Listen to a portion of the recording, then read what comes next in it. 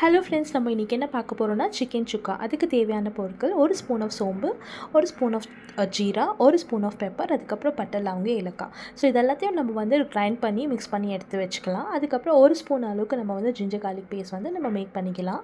அதுக்கப்புறம் கடாயில் வந்துட்டு ஆனியன், கருவேப்பிலை, பின்ன ஒரு ஸ்பூன் ஆஃப் சோம்பு, இது எல்லாத்தையும் போட்டு நம்ம மிக்ஸ் பண்ணி ஃப்ரை பண்ணி எடுத்துக்கலாம்.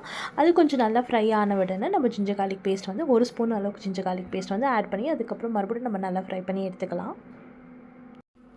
இப்போ நம்ம ஃப்ரை ஆகும்போது ஒரு 1/2 kg சிக்கன் அளவுக்கு நான் எடுத்திருக்கேன். ஸோ அதை வந்து நல்லா மிக்ஸ் பண்ணி விட்டுக்கலாம்.